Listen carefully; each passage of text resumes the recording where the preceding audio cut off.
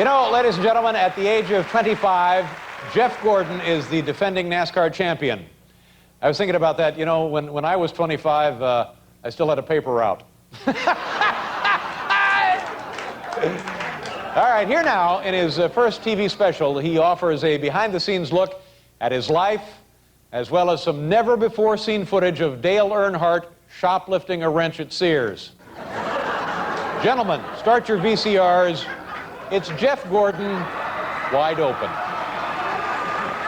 Is he old enough to have his own show yet? Jeff Gordon has his own show? Man, I just had lunch. He's got his own show? Is he ready for that yet? You know, here's the thing.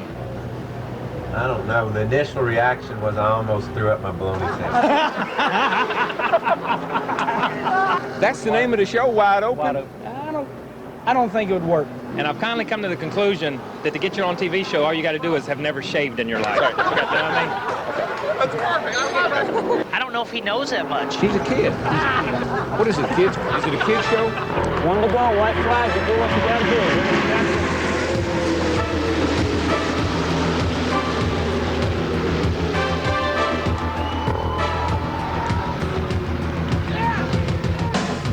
They come in numbers that are staggering. Thousands and thousands from every walk of life to witness a special breed of heroes who put their lives on the line. Jeff Gordon is the greatest race driver to come along in a long time, and he doesn't know that. He won't admit it, and a lot of other people don't want to admit it, but anybody that's been around the sport, if you're a real racer, you can look at that kid and know. I was so impressed with Jeff Gordon that I was willing to start a new team with no sponsor and just work and run it out of my pocket if I had to. Modern charioteers brandishing 700 horses on the most dangerous tracks in the world. Jeff has been making decisions and carried responsibility on his shoulder for the end result of the day since he was 5 years old. In the wake of perhaps the most meteoric rise in the history of motorsport, one young man emerges. And in the valiant tradition of previous dynasties, he remains unrelenting in his pursuits. He's such a genuine person, and I think that's what caught my eye about him so much when we first met. You know, I thought, here, this guy, 21 years old, you know, just won the first race, you know, in Winston Cup that he's been in, and, you know, just really on a roll. I thought, well, this guy's got to have a huge head, real cocky, you know, he's not going to be able to fit into the door. But he's so genuine and so down to earth that you really it takes you by surprise.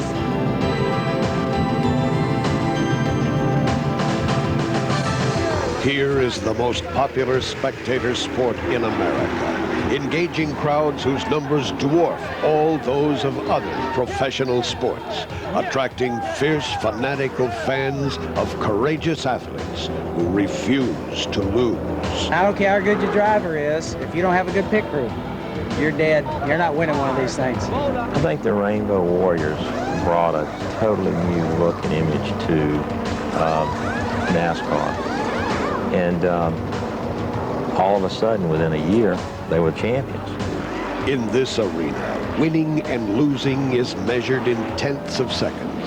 There is no room for error. All players know this game is for keeps. I feel like I relate a lot of things with other professional athletes because I know there's a lot of dedication to, you know, be the best at what it is they do. I know that the things that I had to give up to go racing, and I see that pretty much any professional athlete these days has to do those things. They have to be dedicated, and they have to give up a lot of things. It has been said, opportunity knocks but once. I got to figure out what I'm going to say if I do win, and how I'm going to feel if I don't. If that is true, here is one who not only answered the call, but leaves the door wide open. Jeff Gordon! Embracing his sport with a relentless desire to succeed. I mean, I can remember saying that. I would just die if everybody in the grandstands booed my son. And you know what he said to me? He said, Mom, I hope someday, because I know how good Steve Kinser is, and that's why he's getting booed. He's not getting booed because he's a loser. He's getting booed because he's a winner, and that's what I want to be someday. To me, he's the Michael Jordan of racing, and that's bad news for a lot of people who've got to race against him for a long time, because if he's going to keep getting better, they could be in big trouble.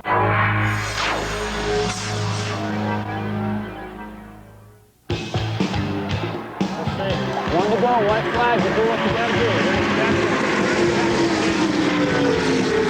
Few people know the dramatic ebb and flow of living in the limelight of real celebrity. Jeff Gordon. The price is often great, yet so are the rewards. With more opportunity comes more responsibility to friends, fans, family, and teammates. For Mr. and Mrs. Jeff Gordon, their home near Charlotte, North Carolina, often provides a welcome retreat. Boy, guys, you know, it has been such a pleasure hanging out with you this past 6 months. I wish we could say the same. Such a joy. You have been a fly on the wall. Yeah, I mean, half the time I never even knew that y'all ran an event that we ran. So much has happened in just so little time. That's what's amazing to me, what I can't get over. And you feel like, you know, you just want to not want to wake up from a dream, you know, that you're living. Seems like My life's kind of been like that. I mean, I never expected things to happen the way they have. At 4 years of age, Jeff Gordon was already speeding down the road of life, racing BMX bicycles. But his mom soon had reservations. Well, you take a 4-year-old that's really, really small, and you can take an 8-year-old kid that's really, really big, and there's a huge difference. And I just told John, I said, this is not what I want to see him do. So John comes home, and here is 2 cars. 2 little cars. One was black and one was pink. One was for Jeff, one was for our daughter Kim. And I looked at him and I said, what in the world is this? He said, well, this is what we're going to do. You don't like the bicycle, so we're going to do this. And I said, we're going to put him in a car. Well, that's good. Soon, Jeff was in his own quarter midget, a miniature race car with open wheels and just over 2 horsepower. You can't actually race in events until you're 5 years old. Oh, really? Yeah. You got to be an old man to start. So I started at the novice level and started when I was 5. Jeff was quick to move from newcomer to the stock classification, allowing no modifications to the motor. In his first years in quarter midgets, his greatest hurdle wasn't winning, but accepting the rewards. By his 3rd season, 8-year-old Jeff Gordon was prevailing in almost every race he entered, and by this time was a bit more comfortable when he received his first Grand National Championship in Denver, Colorado. His early domination of the sport was without question related to the encouragement of his stepfather. I said, if you want to be a professional race car driver, then we're going to get up in the morning, we're going to act like one, we're going to dress like one, we're going to talk like one, and every moment of time that we spend, we're going to spend it focused on trying to be a professional race car driver. And if we're real lucky, somebody may think you're a professional race car driver. Maybe. And he was probably just 5 years old, but his first race, he wore a Simpson driving suit at his first race, under the presence of, let's be as professional as we can possibly be, or just don't do it. In 1981, Jeff changed gears and began go-karting, winning often at speedway karting events he entered throughout California, a total of 25 that year. He was still competing in quarter midgets and found the will to win another national championship in 1982. Jeff Gordon, the 15-year-old whiz kid for the United States of America. Victory was sweet, but winning had to remain challenging. To the surprise of some, sprint cars became his new obsession. Jeff was looking toward a new horizon. Now that is phenomenal. You got a 14-year-old kid in a sprint car that weighs 1,000 pounds with 700 horsepower on dirt tracks, and he's got to sling that thing in there sideways. That is awesome.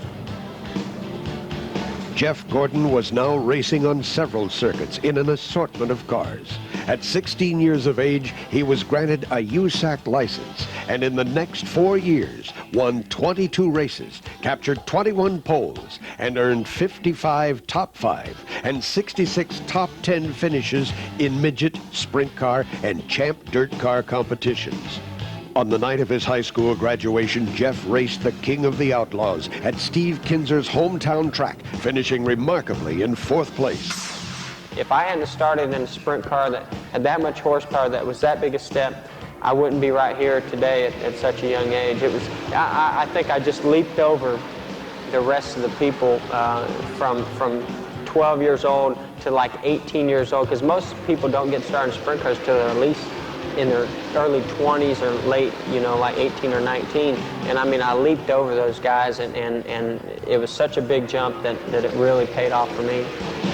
After winning 4 dirt track championships in Indiana and Ohio in 1988, Jeff took the USAC Midget Rookie of the Year award in '89 and the Midget National Championship in 1990 at age 19. The next year, he won the championship dirt car title, becoming the youngest Silver Crown winner in its history. His experience spoke for itself. Jeff has been making decisions and carried responsibility on his shoulder for the end result of the day since he was 5 years old. The more experience that you have at making decisions and carrying responsibility on your shoulder, the better you're going to be at it. And if you add to it a natural competitiveness, a good and humble heart, a desire to succeed, a relentless desire to succeed that has developed inside him, he will not give up. He will not quit. The race isn't over until he has passed the checkered flag, no matter how many other people are coming to it. That's when the race is over. Now, you do that for 21 years, trying not to make the same mistake twice. You get pretty darn good at what you're doing. The difference between a guy that can drive a car that's perfect and a guy that can take a car that's a 5th place car and get it to 1st place, or a 10th place car and get it to 1st place. And most of the drivers you see out there can take a car and they can maintain. If they got the best car, they might be the guy leading the race. But Jeff takes a car that's not a 1st place car a lot of times, and he puts it in the winner's circle because of his ability. He tries so hard that when you're around him, he's young, he's so honest, he's so humble about everything, he's so just, the image of an American kid that you just, I don't know, it's just, I don't have a word, my vocabulary's not broad enough here, but it's just one of those things, when you're with him, you feel like you're letting him down if you don't give it 125%. He does not ask it of you. He just says, let's just do the best we can do. And I don't know, that's just what happens. One thing was certain. Jeff Gordon was at home in a race car. But when Jeff left the dirt tracks of open-wheel racing for the pavement of stock cars, he could hardly contain his excitement. After a few spins around North Carolina Motor Speedway in Rockingham, he couldn't find a phone fast enough. I had never seen him that excited before. That was it. He knew right then, that's what I want to do for the rest of, and those were his exact words. Yeah, he said, this is what I'm going to do for the rest of my life. And I'm like, slow down. This is the greatest thing I've ever done. Yeah, just slow down a minute. I said, okay, fine. He did. He called his dad that night, and he just told him, this is what I'm going to do. Buck Baker's driving school had an impact not only on Jeff in those few hours, but also on Winston Cup history itself. Now living in Indiana, the kid from California was tempted to make one more big move, from Indy cars to stock cars. This is it, as far as we can go. We don't have the money to take you where you need to go, or where you hopefully want to be, whether it be Indianapolis, whether it be stock cars, whatever it is. We can't, this is it. So what we need to do is have a plan, we need to be prepared. We started going to some Indy car races, going to some stock car races, and just trying to figure out what the next step was. And I wanted more than anything to go to Indianapolis. That was, Anybody that races around Indiana or anywhere in the Midwest, that's it, the Indianapolis 500. What wasn't crazy about the IndyCar circuit itself is just Indy 500. And I tried and tried and tried, and if I didn't have the big bucks, if I didn't have a big wallet, I wasn't going to be able to make it. Jeff's decision was firm. At age 19, it was time to make the leap into stock cars and enter the Busch Grand National Series. 1991 was an incredible year. All day long on his radio to his crew. Not only did young Gordon win Rookie of the Year in the Busch Grand National Series, he simultaneously claimed the USAC Dirt Champ title. Not bad for a rookie. But the way he's bragged about this race car all day long on his radio to his crew, he just kept saying, good car, good car, good car. You can see some more of that going on right now. 195 complete. Oh, we've got trouble up in turn 4. 3 cars crashing into the wall. 4 cars, traffic and damage. When I first met Jeff, I was in New Jersey, and Andy Petrie calls me up and he says, I have a friend that's going to do a 5-race Busch deal with this young Gordon kid. Are you interested in helping him out? And I said, yeah, I'll come take a look at him, because I had seen him on Saturday Night Thunder driving the sprint car and the midget, and I thought, I'll go and see if this kid is for real. And he comes walking out. He's looked about 14 years old, had half a mustache with an eyebrow pencil mixed into it. His hair was long and in a flip, and he's carrying a briefcase. I'm carrying a briefcase. And I said, oh, how you doing? You know, nice to meet you. He sits down. I open up my briefcase and get out notes. We're going to talk about things. He opens up his briefcase. He's got a stock car magazine, a Nintendo Game Boy, and a cellular phone in his briefcase. I thought to myself, oh, no, what did I get into? We were talking about a young driver to do some testing for us.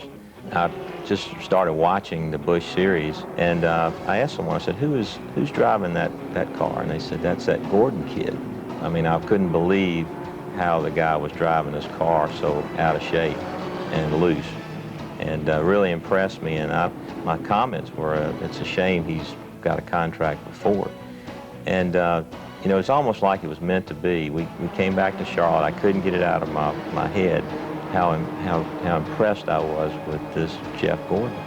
And his roommate worked for us, and we didn't know that. And his roommate happened to be walking through, and Jimmy made the comment, it's a shame that Jeff's got a contract. And he said, Jeff doesn't have a contract. So we immediately, like, you know, dogs on a bone, we were after Jeff and to talk to him and John, because I was that impressed with him. I've never been that impressed with a driver since I've been racing. I guess if, as parents, you're going to hand off to somebody, I can't think of 2 better people than Rick Hendrick and Ray Abraham. I think that Ray is very, very organized. He's very focused on what he does. So I think that that's an absolute perfect individual to be his coach and to lead him. I think that Rick Hendrick is the type of individual that his family values, the way he operates his company, the type of people, his understanding of business, his focus of the future. And I think that that's what Jeff Gordon needs to be in that situation. He can't be with a person who looks down the road 6 months. He needs to be with a person who looks down the road 10 years. And that, you know, there he is in the absolute perfect situation. When the '93 season started in Daytona, Jeff won his first race, making him the first rookie in 30 years to take one of Daytona's twin qualifying competitions. Driving against hot new rookies Bobby Labonte and Kenny Wallace, Gordon finished 14th in series points and was crowned Rookie of the Year. Then came 1994 Speed Weeks at Daytona Beach.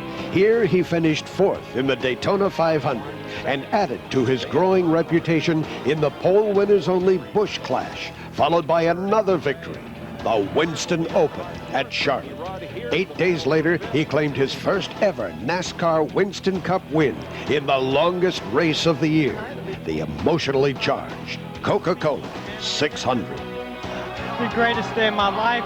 Arguably, however, the most fateful win in Jeff Gordon's career was just 2 days after his 23rd birthday. The inaugural Brickyard 400, that close to Pittsburgh, had to be an enormous thrill.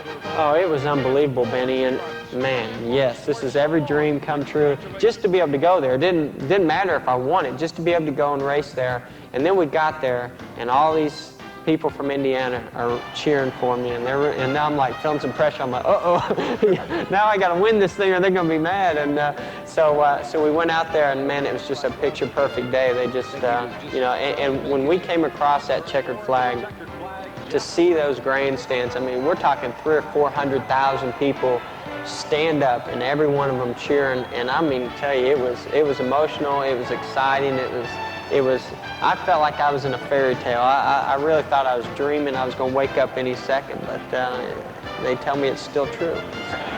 On the way to the Winston Cup Championship in 1995, Jeff seized 7 wins, 8 poles, and more than $4 million. With such record-breaking highs, he had accomplished an incredible feat, winning his first title before turning 30 years of age. Richard Petty was 27 when he claimed his first title in 1964. Dale Earnhardt was 29 in 1980. At age 24, Jeff Gordon was in good company. The day that Richard Petty retired, in 1992, the day he ran his last Winston Cup race, Jeff Gordon ran his first. White flag for Jeff Gordon. I thought that was really neat that, you know, out goes the king and in comes, we didn't know at the time, but in comes maybe the new king. And 20 years from now, when Jeff Gordon retires, what are we going to do when Jeff Gordon retires? What will racing do? There'll be another young guy to step in and take his place, and in 4 or 5 years, he'll be the talk of Winston Cup racing. Boy, the youth movement is alive and well in Winston Cup racing. And Jeff Gordon going to victory lane.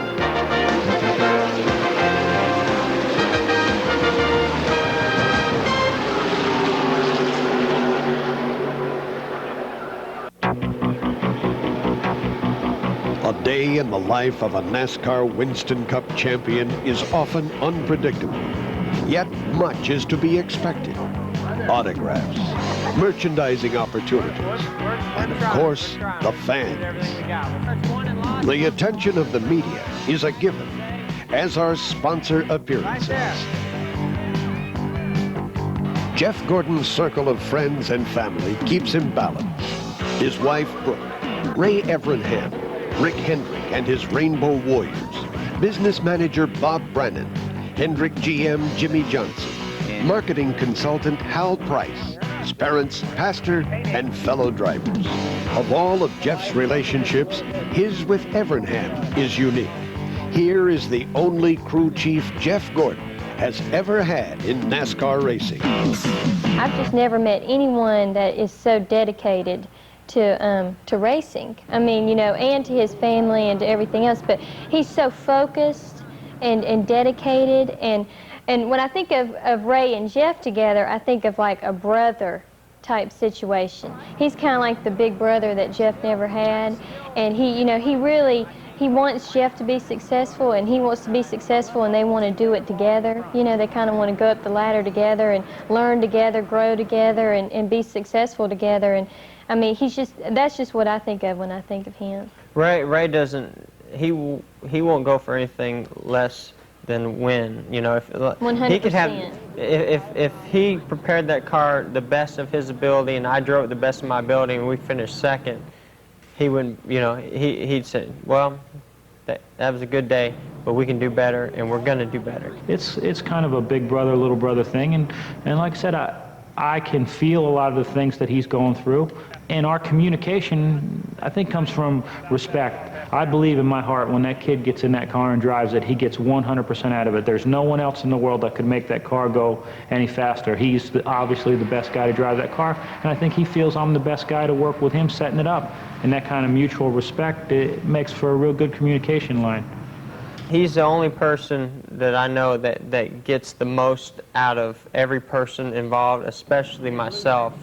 He really knows how I tick and what makes me, you know, click, and I feel like I know what makes him click too, and you know, we work very well together, but I feel like we're more than just crew chief and driver. I think because of the relationship that we have away from the racetrack, makes our relationship at the racetrack. I respect him you know, I feel like he respects me. And I was afraid that the rear wheels might spin. Maybe their pit stop was a little bit slow. That might have hurt him. I don't know. You won't ever see us argue. You never see us, you know, get at each other. But we are always focused, and I think he has helped me be more focused about racing and spend more time, you know, concentrating on my driving and what it's going to take to get the most out of him. He, you know, some days he's got to pump me up, some days he's got to calm me down, and sometimes I've got to do the same for him. So we have a great relationship. I think a little bit of it is magic. You know, everybody says we've just, you know, once or in a lifetime, you get a combination that works, and together we can really set some records. And the whole team is that way. We beat with one heart, and it's. I can't give you an explanation why that is, but 90% of the time, when he needs something, I know what it is, and I don't know if it's a, you know, a Radar O'Reilly deal or what, but we just seem to click pretty good, and I don't think anybody can explain that.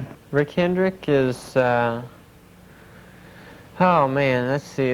I can't just come up with one thing. There's a million things to say about Rick. I mean, you know, the way I look at it is he took a pretty big chance on a young driver who probably, you know, had to go through a lot of steps and learn a lot. And I mean, he had a lot of invested in his team, and probably lost one of his drivers because, you know, added a third team and a new young driver, but yet, you know, he's very loyal. And I tell you what, there isn't any other car owner out there, I believe, that would allow a new driver, new crew chief, you know, to come in and try to help structure this new team, go out and get a brand new sponsor, you know, do all these things, and then be a great person and friend, and just, you know, to me, he's like another father. He really has been great to me. He's been great to us. I mean, we look at him and his family as you know, not only almost like parents, where you can turn to as advice, but we look at how their, you know, family is and how family oriented he is, and what a Christian that their family is, and it really, I mean, to be a man in a family in that position and to be as down to earth as he and his family are is He'll do anything for you. Yeah, I mean, if I had to think of one word for Rick, I would just say loyal, because he's so loyal to his family. And he's so loyal to his race teams and to all his businesses. I mean, he's probably the most hard-working man that we know. I mean, is busy. I mean, we feel like we have busy lives, but he has such a busy life.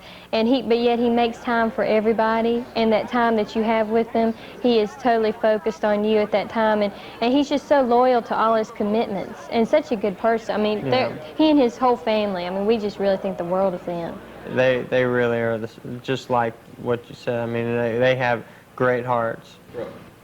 She has a wonderful heart. I think she's brought out, you know, a lot in me, a lot of qualities I never knew that I had, and a best friend. You know, we talked about how difficult it is to have friends, and we spend so much time together that I couldn't be, you know,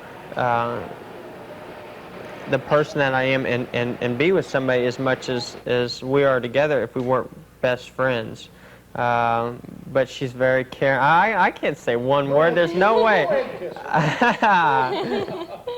She's wonderful. But, I mean, I think with the lifestyle that I have, you know, at this level of racing, there's so many ways that I think that I could have spoiled either my life or myself, or done things that would have only hurt me, and instead of gone up the ladder, would have taken me down the ladder, and I think she's helped level that off. She's given me a totally different outlook on life, and almost like a guidance as far as you know, how you should lead your life. I mean, she's brought Christ in my life, which, you know, was somewhere deep inside me there, but never came out, and that has helped me, you know, be a much better person. And I believe it's because of what a great person that Brooke is.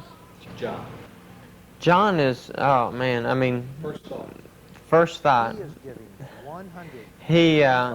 I mean, he groomed me. You know, he really stuck his neck out and did so many things for a child that really wasn't even his own child. I mean, but and yet, you know, here's my stepfather. I think of him, you know, as even more than a father. I mean, we were like best friends. You know, we're just so many great things have come from John being a part of my life, and I know that I would not be here today, not even close to where I am today, if it weren't for John and my mom. I mean, I can't throw my mom out of there. She was, you know, right there along with John. I mean, you know, here her child is, you know, and he's putting, you know, her child in a 600 horsepower race car when I was 13 and 14 and traveling all over the country, you know, doing all these things. Plus they had a business, you know. It's like, man, if you go do this, is our business gonna fail, you know? And so, you know, really stuck behind the decisions that John was making, and you know, I certainly would never be where I am today without both of them. If I could get John Bigford to take care of my son, I'd do it tomorrow, because John has done a fantastic job with Jeff, and I think a lot of the, well, Carol and John both, but you know, I've talked to them and I know them. They're friends of mine now, and John looks at the big picture. He's not looking at short term. He's looking at what's best for Jeff Gordon over his entire career, and I think that positioning early on and those fundamentals that John just continued to press into Jeff has made Jeff the kind of guy he is today. I mean, he knows where he wants to go. He doesn't jump on something just to be doing it, you know, and I think John deserves a tremendous amount of credit. I mean, he's the guy. Jeff had the talent, but John had the vision. And I know John is helping us with the Japan excursion, and he knows racing. He's a very smart man. He understands what it takes to win, and I think I like to talk to John a lot myself, because he's got some great ideas. Bob? Organized. We need someone like Bob in our life big time, because that's like the hardest thing in our life, is to stay organized and to stay prepared and stay on top of things, because the sport's growing so fast it's hard to keep up with it. And Bob, he is so organized and prepared and always, you know, ready for everything.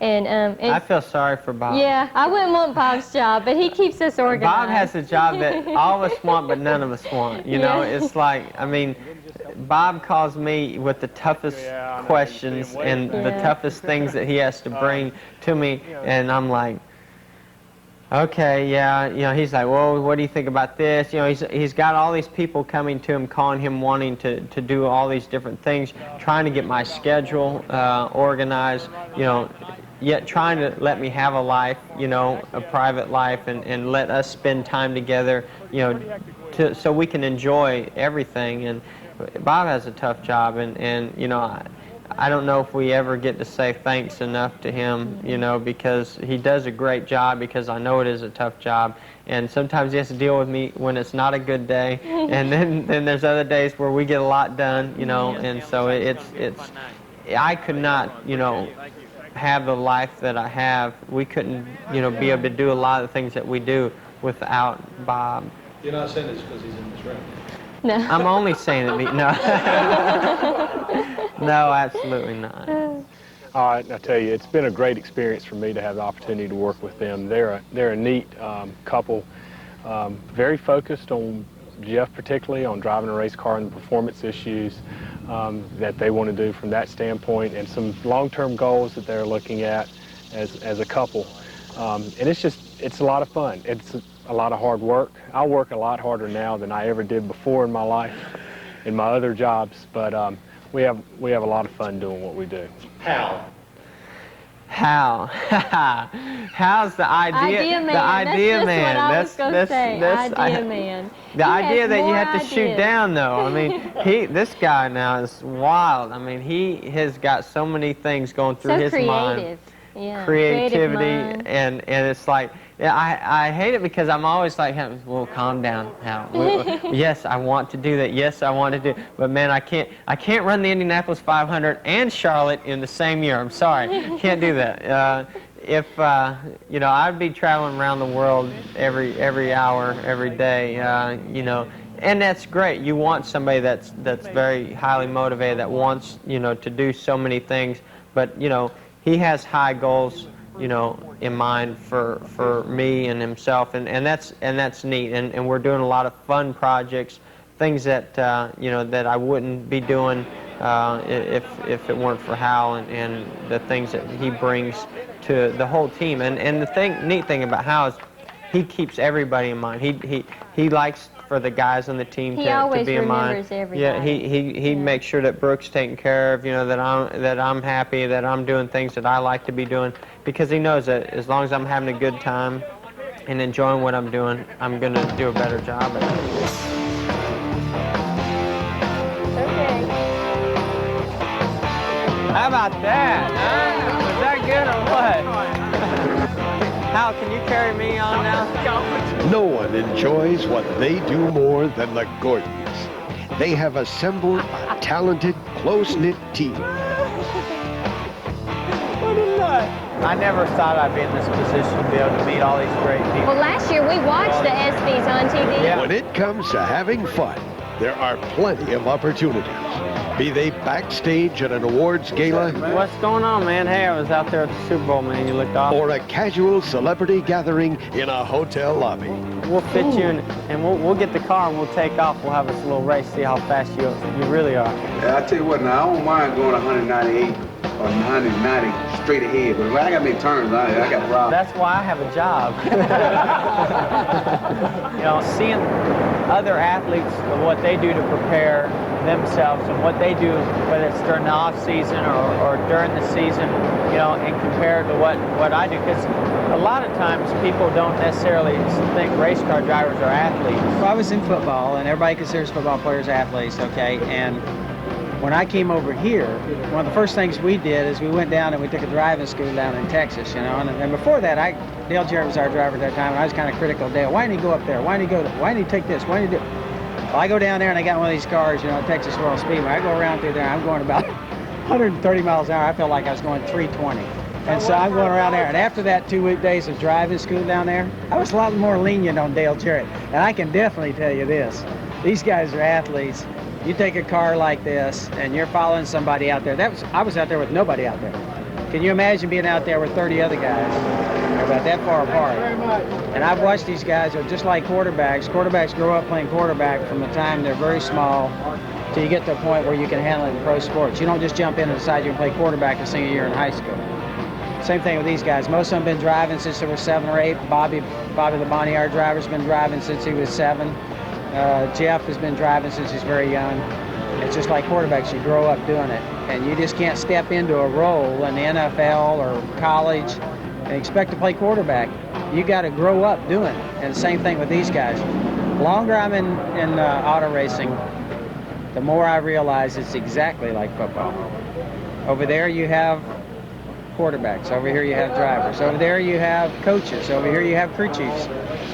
And over there you have 45 guys trying to make a team. Over here we got 40 guys working on a NASCAR team. It is so much of a team sport, because if you go into the shop and you see the preparation of what those guys are doing to prepare each race car, then what that pit crew has to go through, the practice and the training, and then what they actually end up doing on race day. If they miss a beat, you know, the whole team misses a beat. If I miss a beat, the whole team misses a beat. You know, same for Ray. I think the Rainbow Warriors brought a totally new look and image to NASCAR.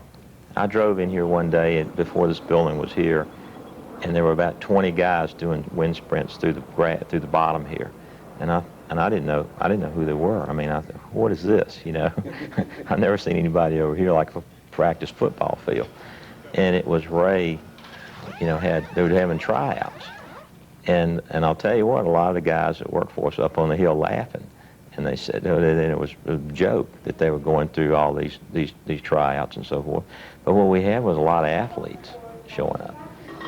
And then the first practice I saw them with a car, I mean, they worked out a long time before they ever saw the car.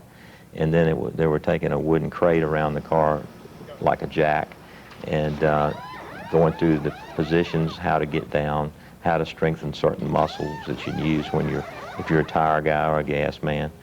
And all of a sudden, within a year, they were champions.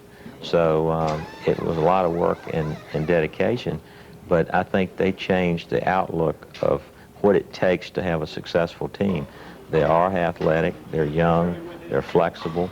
I mean, I can't do things I used to do when I was 20 years old. And it's a commitment to looking at what it takes to win. It takes a good crew, and they've got to be the best. It takes a good car, it's got to be the best. It takes an engine that doesn't break and it's got all the power. It takes a driver that is the best, and a crew chief. If you've got all those ingredients, you're going to win races. If you're weak anywhere, if you got the best driver, the best car, and you're a lousy crew, you're going to go in first, come out fifth or sixth, and you're going to lose races. So in order to be successful, you can't leave any piece of it. This is definitely a team sport. It takes everybody. Everybody's got to be together. You got to be good in every area. And if you're not good in any of those areas, you're not winning in the NFL, and you're not winning in NASCAR. It's not enough to have a fast car anymore. Look at how many races are won or lost in the pits. You know, we've won some races because of our pit crew, you know, and in times past we've lost some races because of not having proper pit crew. You've got to, this is a professional sports franchise just like anything else, and you've got to cover all the bases, because when you get an opportunity to win, you've got to capitalize on it. You know, when you're hunting for tenths or hundredths of seconds on the racetrack with the race car, it's crazy to leave 2 or 3 seconds laying in the pits. So I hired an actual pit crew coach, Andy Papathanassiou, a nice Irish kid, and that's been his job, and he has done a tremendous job, and those guys are really athletes. It's neat that they've got that name, the Warriors, because that's what they are. I mean, they'll never quit. You know, they're right there. I mean, I think that, you know, they would cut their finger off. They would do whatever it takes, just like a warrior would do to win that race. For the team.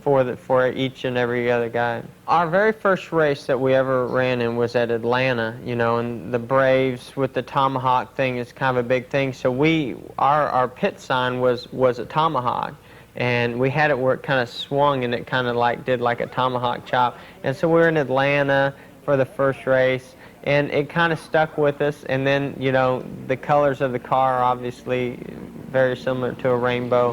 And, you know, it's like you hear about names of other teams and pit crews and things like that, and so you kind of want to get your own recognition, and you know, it stuck with them from really the first race on.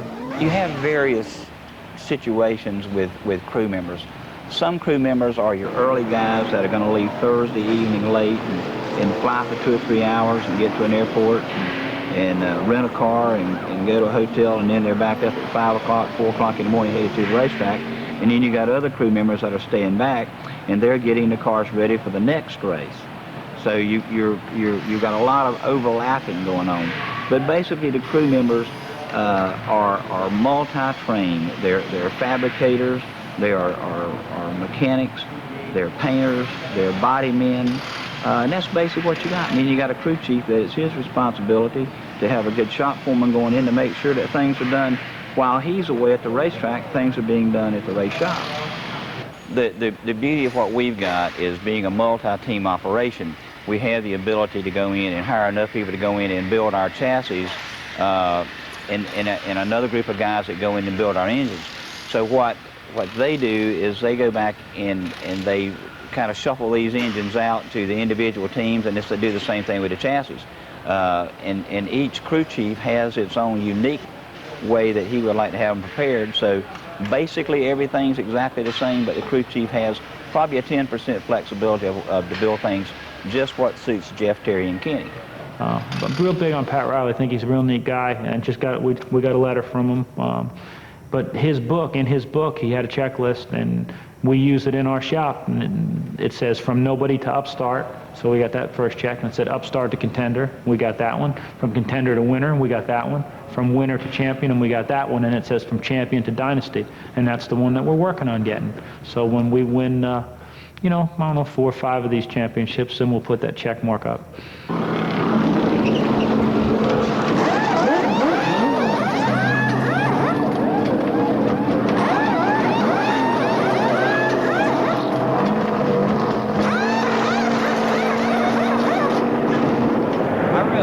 That's when they met.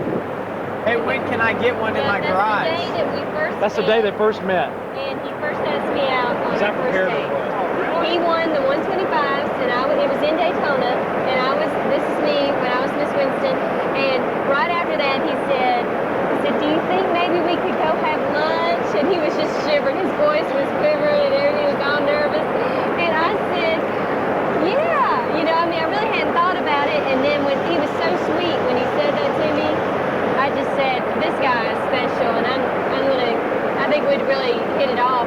And come to find out, we lived 5 minutes from each other, and it worked Had out. all kinds of things in common. We loved movies. Yeah, we're the same age. Same type of food.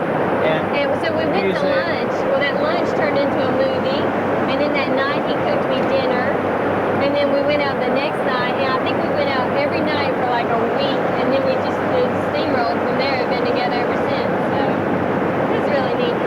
I have to say, I like him both ways, but I like him better without the mustache because he has such a baby face. You know, that's what I told. And it's so funny because we were, you know, dating, and we've been dating about 2 or 3 months, and I said, you know, what would you look like without your mustache? And he said, well, I don't know. I've had it since I was 15. He never had shaved it off. He had been growing it since he was 15. And so I said, well, I wonder what you look like without it. Next thing I know, he goes into the bathroom, didn't even tell me, didn't warn me, comes out and he's going like this. He doesn't want to show me. And he goes like that, and then he goes back out like that, and he had shaved it off. No one in his family could believe it because he had never shaved it off before. No one had seen him like that, you know, for like, I guess like 7 years or so. Because we met, yeah, and he's kept it off. So he likes it better without the mustache too. I mean, she's improved me all around the spectrum. No. Well, what I want to know is from my clothes to my food to everything. When did you dye your hair back brown?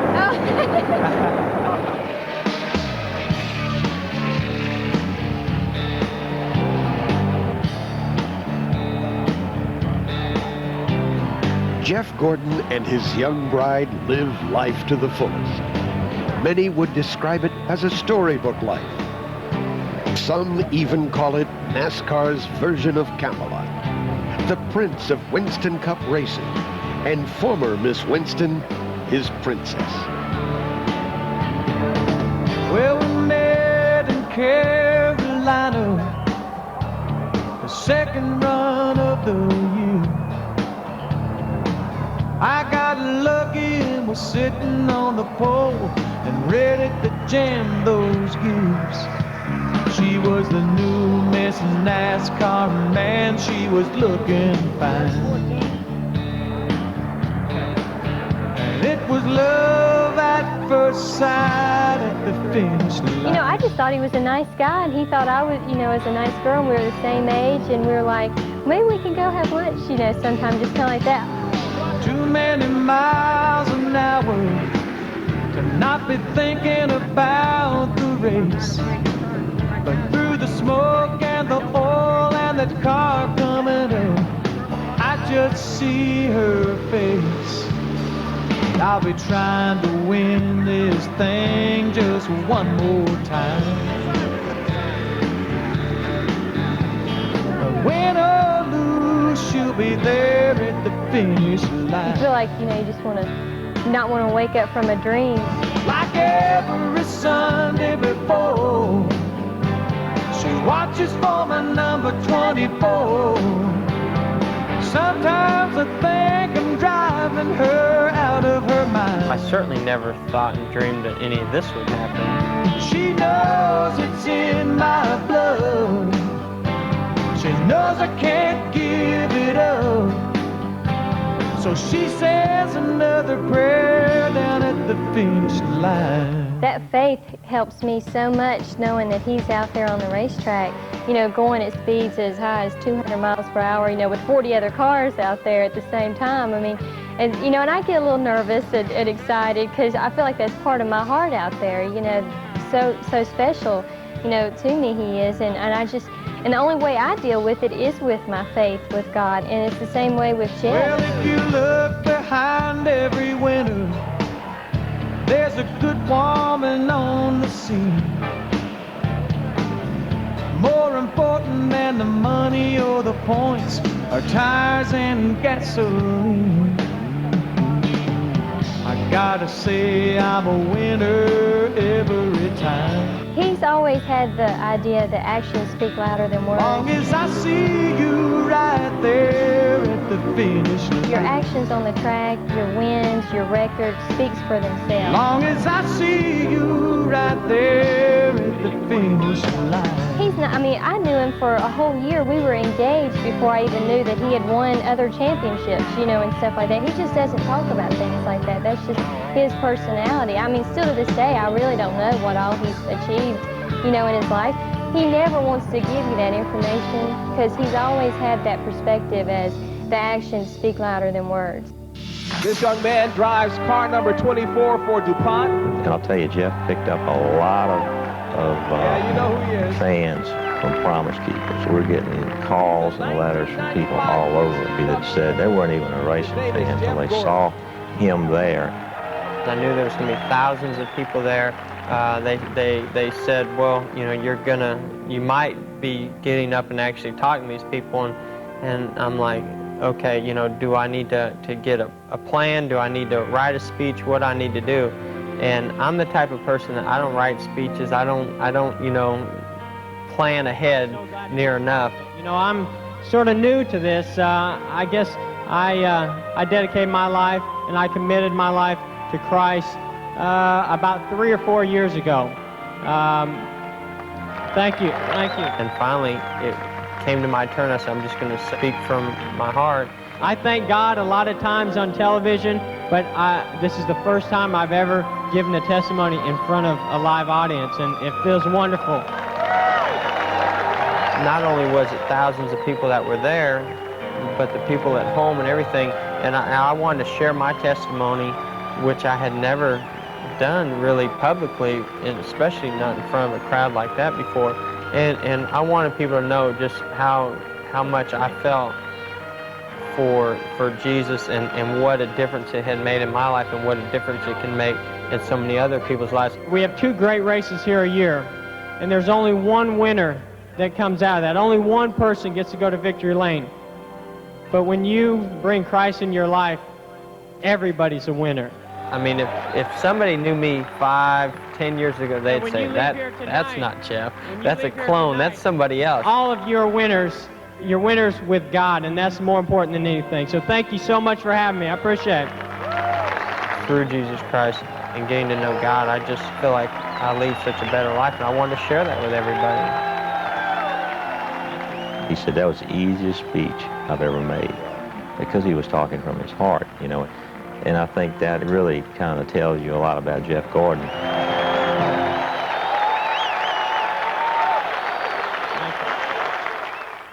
For 24 years old and to be as popular as he is and have all of the opportunities in life he has, I've never seen anyone as focused, as at ease, knows where he wants to go, and just have his act together like he does. You know, Jeff is a very, very loyal person.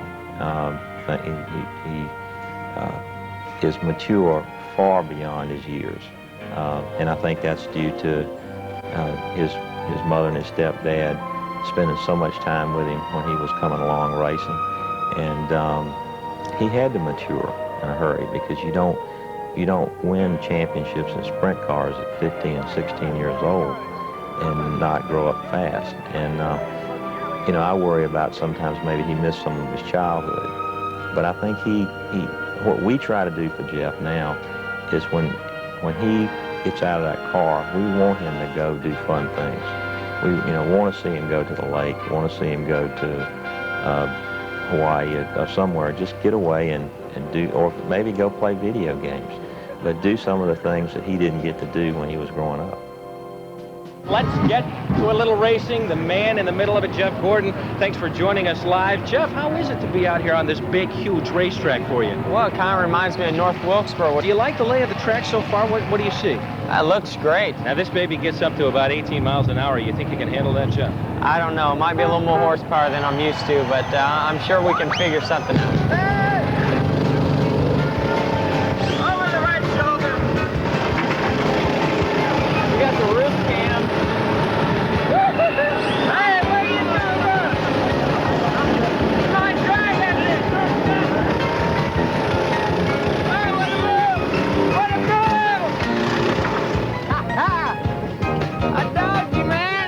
For some, the celebrity spotlight is somewhat uncomfortable. But for Jeff Gordon, it's enjoyable and second nature. Public appearances have become a part of everyday life. You know, Mondays I usually do interviews over the telephone usually. A Tuesday, Wednesday, or a Thursday is a day I'm off on an appearance. Hi, I'm NASCAR Winston Cup champion Jeff Gordon. Whether I'm racing on the speedway or boating on the waterway, I follow all the safety rules. I ride smart from the start. You know, the schedule is very hectic, and I'd say, you know, last year I spent 5 or 6 weekends maybe out here, or days out here, which isn't very much. This year I plan on doing a whole lot more, staying home a little bit more when I do get an off weekend, and getting out on the TV and having a lot of fun, tearing it up. Everybody knows this is the place to have a lot of fun. This is a great coast for swimming. If I wanted to, that could take up every day. I could do 2 or 3, you know, just about every other day, and it's a great opportunity for me to get to see, you know, what those fans are like too. And I think that's a thing that NASCAR is big on, is that, you know, the fans are very, very important part of this sport, and it's important for the drivers and the teams to be accessible to the fans. America's always had a love affair with the automobile, all right? IndyCar racing, it's very hard. You know, everybody wants to see the local hero, okay? You've got Jeff, and you got, you know, Earnhardt and the Pettys, and, you know, people from all over America. A kid grew up racing sprint cars, this guy stock cars and everything. You know, you look at the poor guys in Indy, and, you know, okay, Giacomo from Brazil, who is that guy? Nobody. You didn't see him run on Saturday night anywhere. If you look at all the action films out today, you think about all the crashing and action heroes and all of that, that's what they get to see every Sunday. I mean, they get to see guys strap on those helmets, and they all get in the stands with their different shirts on, and they poke each other and pull for the other guy. And I've never seen so many husband-wife combinations with the lady with the Gordon shirt and the husband with the Earnhardt shirt. And I'm wondering how they ever go home together that day. I don't know. But, you know, I think it's the excitement, the competition, and the danger. Americans love that. I mean, it's a front-engine car, and it looks like what you drive, and it's an exciting sport. And they get out there, and, you know, you've got villains and heroes, and I mean, it's a rolling soap opera some days. They love it. Who's the villain? Oh man, now you're gonna get me in trouble. I mean, it's got to be Dale. I mean, they love to hate him. They love him. You know, it's the Dale and Jess relationship. It's pretty neat to watch it. Earnhardt's always respected Jeff because of his driving ability. Jeff will give it right back to him when Dale gives it to him, and he likes to kid around and give it to people, and if you give it right back to him, he'll respect you. And he knows Jeff is a great race driver, so they've got a great relationship, and it's fun to watch them two race. Earnhardt wants to keep taking him hunting. I suggest he doesn't go. I wouldn't go in the woods with that guy with a gun. I mean, you look at Earnhardt, okay, let's think about Earnhardt for a second. What does the guy do? He races and kills stuff. That's the only 2 things he likes to do. I have a good relationship with him too, like I said.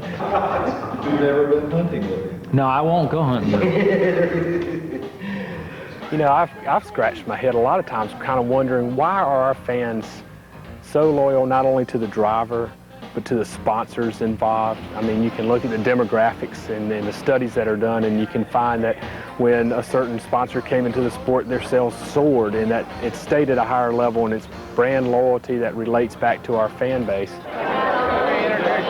When you can touch and feel and you can see these guys when they're not sitting in that race car, as they're walking to and from grabbing something to eat during the garage, during practice or something like that, and they stop and they autograph some item you have, or if they just say hi to you.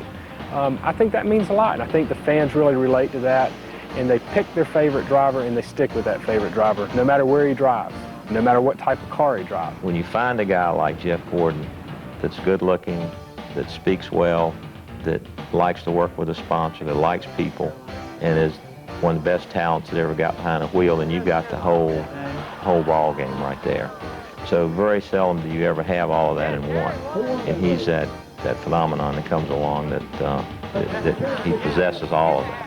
You go to the grocery store, and Brooke, here's one of the magazines right there. Well, it's so funny because one day Jeff and I were going to the grocery store, and he needed to stop at the drugstore. So he dropped me off at the grocery store, and then then he went to the drugstore.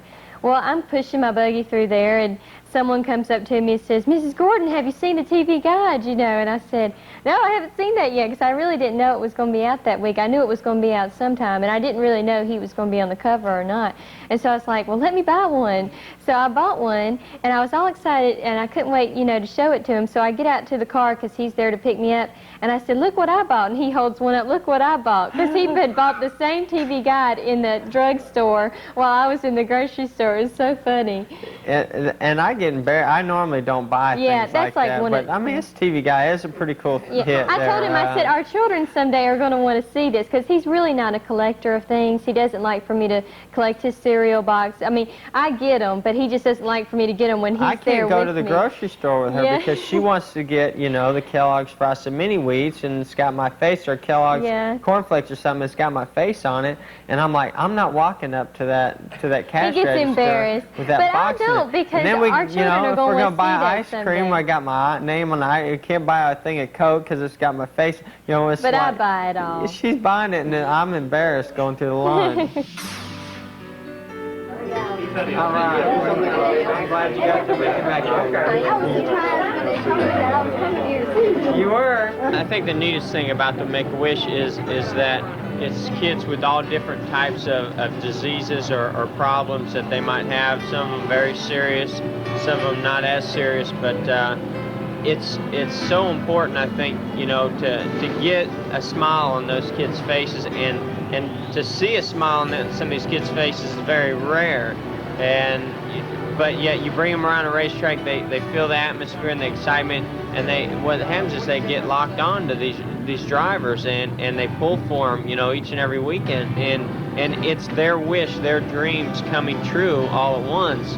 And I tell you what, it really, I know where it sits in my heart when I get to meet these kids, and trust me, it's the easiest thing that I can do, and the effort that it takes is nothing compared to what it means, you know, to them.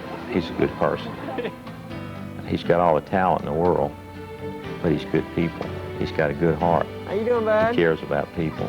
He has a soft spot for children. There you go. Oh, I know that. Ray J he's probably one of Jeff's best buddies. He was 5 years old July 18th, and he's one of my heroes because he fought a very tough battle. He was diagnosed with leukemia. That's what he got for his first birthday. Fought a very hard battle for about 2.5 years. He's been off of chemotherapy now for 2 years in complete remission, and he's doing really well. I think Ray J, you know, is such a special little kid. I mean, to see what all he's gone through and to see where he's at now today, if it weren't for just small support groups like what Ray and I have done with the Racing for a Reason, and other groups around the country, you know, funding this program to try to cure leukemia, Ray J might not even be alive right now. We're proud to help leukemia research with this check for $5,021. It makes a difference. It does. Everybody thinks, well, you know, this dollar won't make a difference. Trust me, every little dollar counts.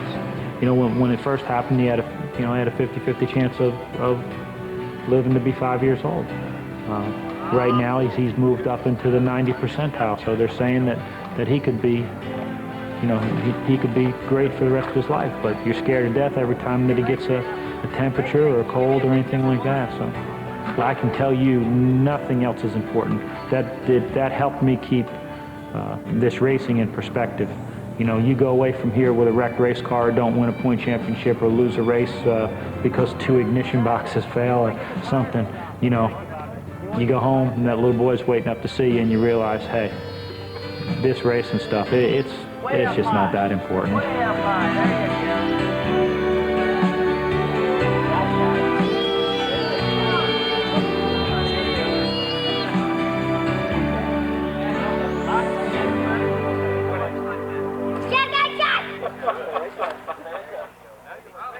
He's a grown man now, and he's pleased Mom and Dad all along. Yep.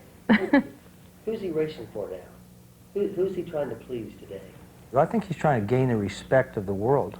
You know, I think that he knows that people talk about he didn't pay the dues, and maybe there's some of the information we're given here today, but I think he races, I think he pleases his wife. I think he likes to see a smile on Brooke's face at the end of the race. I think that when he sees his guys grinning and they're showing their refuse to lose shirts, you know, and they're all high-fiving and they're all holding their Coca-Cola bottles up and having a great old time, you know, I think that's what he does. You know, somebody says, oh, hey, you made 50,000. Yeah. Oh, cool, but we're having a great time here, aren't we? You know, like staying on the top of the car and slapping Ray's hand, and Rick's giving him a big hug and stuff like that. I think that's what Jeff races for. And I think it makes him feel good to do good for Rick. I mean, Rick's a great guy. I mean, yeah. he just... and Rick took a big chance on him, and I think that it means a lot to Jeff, a lot to put a smile on Rick's face. My beliefs, respect. Anybody can win a championship. Only a few people can gain respect. I don't think you're going to ever gain respect winning championships. I mean, you gain respect off the track as well as you do on. So, you know, I think as long as you're at ease with yourself and comfortable with yourself, and you have a lot of self-confidence, you'll be successful on the racetrack and off the racetrack. You know, I really, honestly, and this is how, maybe I'm not a planner, maybe I don't look far enough ahead, but if I win the championship, it's a great, you know, achievement. I'm not expecting to win it or to lose it. I'm just going to the next race and getting the best, you know, finish. And if those finishes add up to the finishes that we need to win the championship, then we've done our job for the year. I wouldn't count Jeff out at the end of the year. I mean, I never count him out, but I wouldn't count him out. He'll be there. It's, you know, our chances are good. I mean, it's not pretend. We plan on doing it. You know, I mean, I guess hopefully when this airs or whatever, people are going, oh, what happened, hot shot? But bottom line is, you got to believe. You know, you got to believe.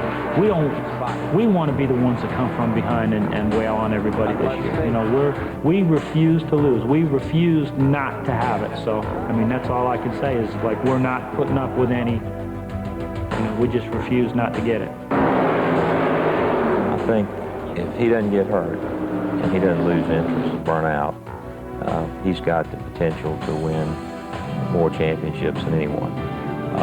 A lot of people have said that, again, you know, anyone could have won a championship in his car. Well, I've been trying for 13 years, and that's the first one I've won, so, you know, so I think that it kind of answers that question.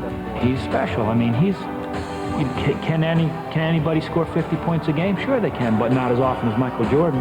You know, Jeff Gordon is the greatest race driver to come along in a long time, and he doesn't know that. He won't admit it, and a lot of other people don't want to admit it, but anybody that's been around the sport, if you're a real racer, you can look at that kid and know. I know what we've got, and I know what I've seen him do with a race car, and you don't do that with a tremendous amount of talent. And, you know, he's the last one in the world. He's always saying, I'm not naturally talented. That's just all I've ever done. You know, he's naturally talented. He's To me, he's the Michael Jordan of racing, and that's bad news for a lot of people who've got to race against him for a long time, because if he's going to keep getting better, they could be in big trouble.